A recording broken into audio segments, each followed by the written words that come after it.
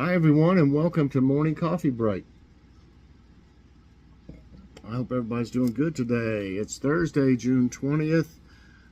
Currently it's 72 degrees. Today high is going to be 89, and it's going to be like anywhere from 88 to like 94 for the next about 10 days, it looks like. Something else.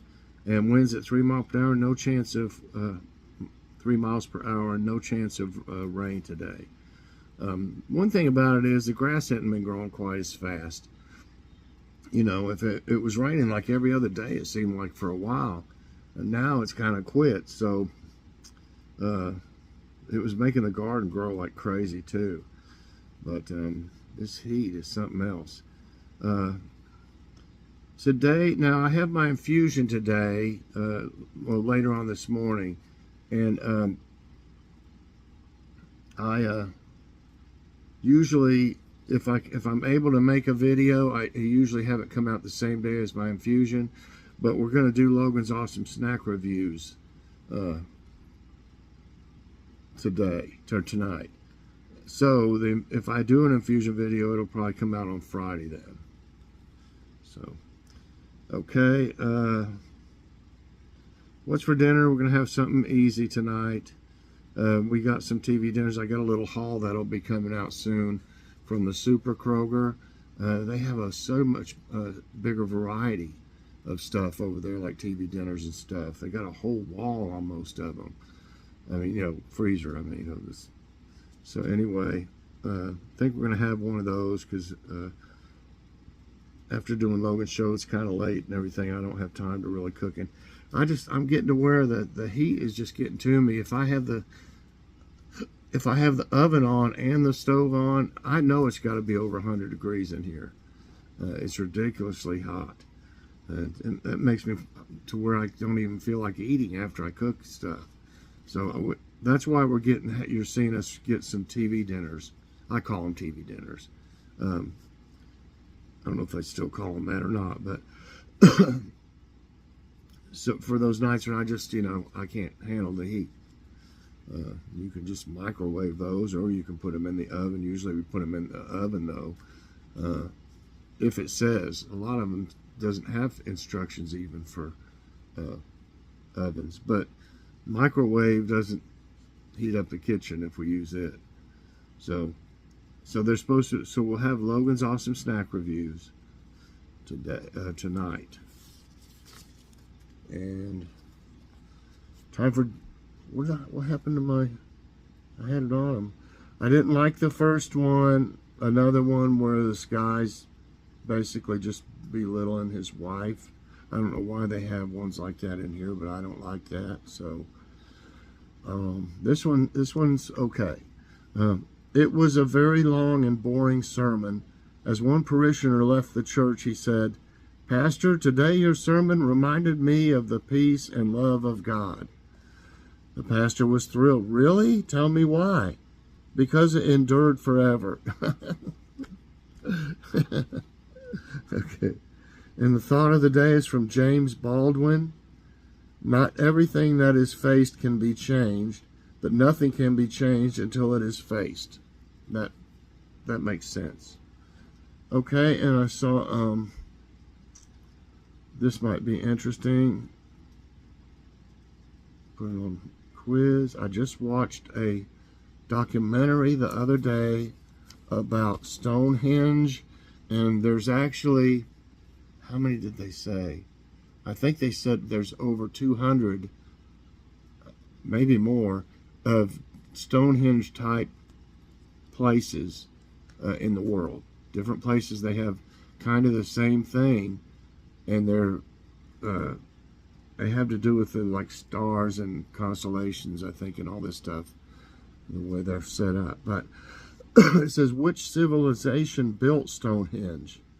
Vikings, Egyptians, ancient Britons, Aztecs. And, you know, and what's funny is, here's a picture of it. What's funny is, like, all these rocks you see, stones, none of them are native to the area around that. It's like wanted to say it was like over 300 miles or something away, maybe further than that. That they figured this rock came from, these stones, and how did they, they weigh tons and tons, and they can't figure out how they were able to bring them there. On a spaceship, of course. They brought them back and forth for them using anti-gravity. What else? I mean, okay. Oh, anyway, I could go on and on. Vikings, Egyptians, ancient Britons, and Aztecs. I think it was the ancient Britons. Yeah. Stonehenge in southern England ranks among the world's most iconic archaeological sites and one of its greatest enigmas. The megalithic circle on Salisbury Plain inspires awe and fascination, but also intense debate. Some 4,600 years after it was built by ancient Britons who left no written record. The monument's mysterious past has spawned countless tales and theories. According to folklore, Stonehenge was created by Merlin, the wizard of Arthurian legend, who magically transported the massive stones from Ireland. Okay, well, that makes sense too. Where giants had assembled them, another legend says invading Danes put the stones up, and another theory says they were the ruins of a Roman temple. It must have been a pretty rough temple then, I mean, because it doesn't look like anything like that. Okay, I just wanted to read all that because I find it very interesting. Oh, wait a minute. I didn't write my... Okay, where is the Newport Tower, also known as the Old Stone Mill, located? Okay, I show the picture. That's pretty cool. Okay, Massachusetts, Connecticut, New York, Rhode Island. Newport Tower. Massachusetts, Connecticut, Newport, New York, Rhode Island. It's Massachusetts. No, it's Rhode Island. The Newport Tower, also known as the Old Stone Mill, is a round stone tower located in Truro Park in Newport, Rhode Island. I thought Newport was in Massachusetts. I guess not. Okay, that one I just learned something. The remains of a windmill built in the mid-17th century. It has received attention due to speculation that it is actually several centuries older and would thus represent evidence of pre-Columbian transoceanic contact. Carbon dating shows this belief to be incorrect. The tower is described in is described in a document of 1741 as Old Stone Mill. Okay. And in 1767 it was being used as a powder store. I mean, gunpowder, I guess, I mean. Okay, which famous Egyptian stone can you find at the British Museum? I guess that's the British Museum. Rosanna Stone, Rosinda Stone, Rosetta Stone, Rose Stone. And this stone is very interesting. It's basically, I don't exactly know what all it says, but it has translations in different languages on the same stone of the same message. It's crazy. And I think it's the Rosetta Stone. Yeah. The Rosetta Stone is one of the most famous objects in the British Museum. The stone is a broken part of a bigger stone slab. I wonder if they have both. They don't have it all? It has a message carved into it written in 3 types of writing. So see, it was an important clue that helped experts learn to read Egyptian hieroglyphs because it had Egyptian hieroglyphs on it, and then it had the translations in other languages, so they were able to learn how to read it more that way. Hieroglyphs are a writing system that used pictures and signs. The writing on the stone is an official message called a decree about the king Ptolemy V. The decree was copied into large stone slabs called stelae, which were put in every temple in Egypt. Okay. Okay. Wonder where the other ones are then. Must have got destroyed. Where might one go to see giant stone heads? There's the giant stone heads. Everybody's probably seen those before. Stonehenge, Costa Rica, Easter Island, Cape Canaveral. Cape Canaveral. And you know what they finding out about these, they're not just heads. They're actually way underground here, and they've got the rest of the body. They're just buried down in there. I don't know why. Maybe they did that so that they wouldn't fall over, I guess. It looks like some of them are falling over anyway, but it's been who knows how long. It's Easter Island. I watched something about this too not long ago. I love watching. Logan does too. Logan and I'll sit and watch, documentaries about stuff in history a lot. Okay, so yeah, that's right. It is in the southern Pacific Ocean. A remote volcanic island looms out of the sea with giant stone statues called moai. And they say that they used trees, that they cut to roll them, put them under it and roll it, and then take the ones from the back and put them in the front, and then keep pushing, and then take the one from the back. You just keep going like that. But they say that they made so many of these things that they killed all the trees on the island. They used all the trees on the island. There's no more. I mean, there might be some now, but I'm just saying back then when they discovered them, there wasn't any trees. The Easter Island statues are as mysterious as they're famous. The island is famous for its stonehead statues. Let's see. See, they range in height from 6.5 feet to 65 feet. Wow. And it doesn't really go into all the stuff I was telling you about, but I watched a pretty long one on it. In which U.S. state can you see the historical Plymouth Rock? And I don't, is that supposed to be the Plymouth Rock in there or something? I don't know. But anyway, Kentucky, Colorado, Massachusetts, Georgia. Now this time I think it is Massachusetts. Yes. Plymouth Rock is a granite slab upon which, according to tradition, the Pilgrim Fathers stepped first after disembarking from the Mayflower on December 6, 1620, at what became the colony of New Plymouth. And it goes on.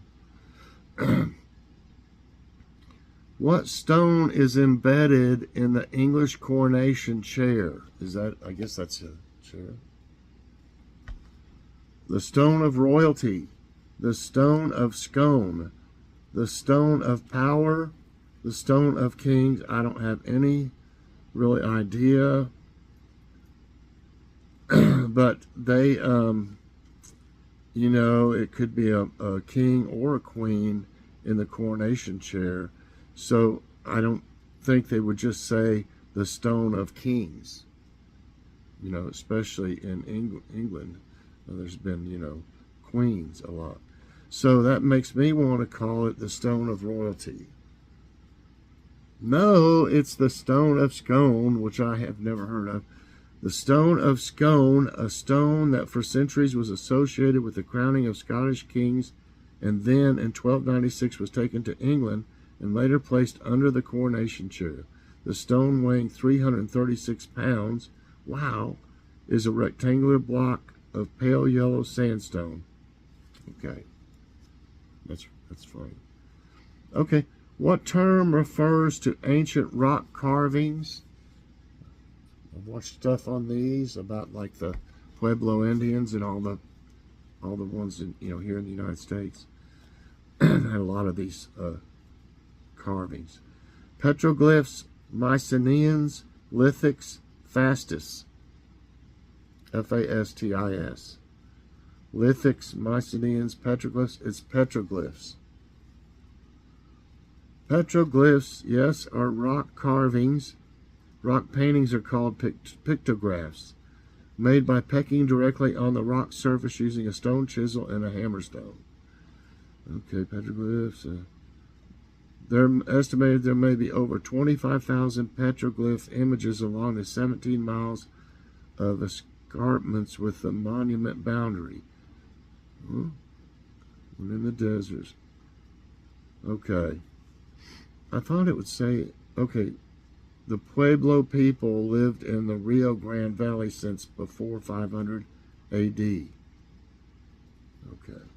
And the petroglyphs were carved from about 1300 through the late 1680s. Where are the intriguing Karnak stones located? I guess that's the Karnak stones. And I've never heard of that. Chile, Australia, New Zealand, France. Karnak stones. Sounds something crazy enough to be New Zealand. No, it's France. The Karnak stones have been one of the most puzzling archaeological artifacts in the world for hundreds of years. These megalithic stones exist around the village of Karnak in Brittany, France. The stones demonstrate alignments, dolmens, and other ancient geometry. That's what I wanted to say. Geometry, which is consistent with other prehistoric sites. Okay. What type of rock is Mount Rushmore carved out of? And there's Mount Rushmore. Mount Rushmore type of rock. Marble, limestone, slate, granite. And you know, I've actually watched one on this. Man, it took them so many years to make that. It's crazy. I don't think it's marble. I was thinking it was, you know, granite would be really hard to carve out of. I want to say limestone. Nope, it's granite, all right.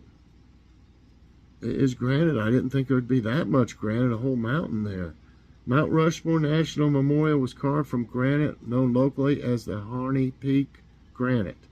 This granite is a fine-grained granite with zones or veins of large crystals called pegmatite. Okay, just keeps on going about stuff like that. So I got 5 right and 4 wrong.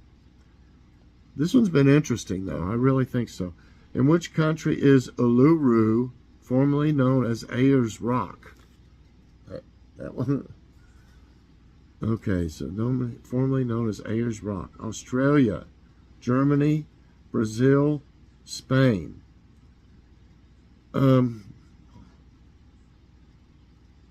That looks something. I've seen some crazy stuff like that in Australia. Yeah. Uluru, Ayers Rock, a giant monolith. It's a monolith?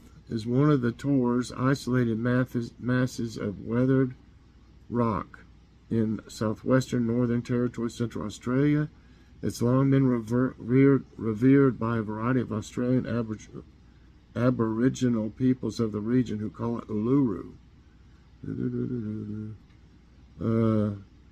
Okay, yeah, it was first sighted in 1872. Well, by you know, somebody else, but I'm sure they were there for way longer than that. Okay, 6 today, right, and 4 wrong. I did like this, very interesting. I like more of a challenge. So I hope you all enjoyed today's trivia time and morning coffee break. If you did, I hope you'll press that like button. Also subscribe if you haven't already, and share this out, and hit that so you get all my videos as soon as they come out. Thanks for watching, everybody. I hope you have a great day and a great morning, and check out Logan's Awesome Snack Reviews tonight. Bye, everyone, and God bless.